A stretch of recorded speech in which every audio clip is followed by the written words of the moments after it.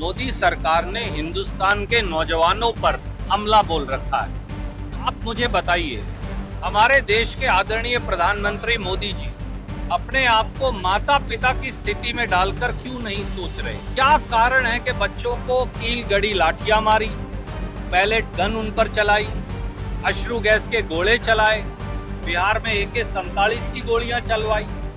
ये बच्चे तो सबके हैं ना, इस देश के बच्चे हैं। वो एक माँ और एक बाप की तरह क्यों नहीं सोच सकते? और जब माँ बाप से गलती हो जाए तो वो हमेशा बोल देते हैं सॉरी बेटा। तो मोदी जी, आपको सॉरी बेटा कहने में क्या शर्म है? अमित शाह जी, आपको क्या शर्म है हिंदुस्तान के नौजवानों को सॉरी बेटा कहने में? आप क्यों नहीं कहते? आप उल्टा ये कहते हो मैंने तुम्हें माफ किया।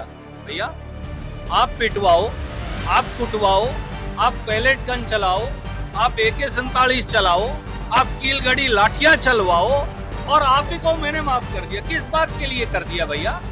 इसलिए प्रधानमंत्री को और देश के गृह मंत्री अमित शाह जी को अपना हट और अहंकार छोड़ना चाहिए और हिंदुस्तान के बच्चों को कहना चाहिए सॉरी बेटा, बीजेपी सरकार से गलती हो गई, बीजेपी सरकार अब ये गलती नहीं करेगी।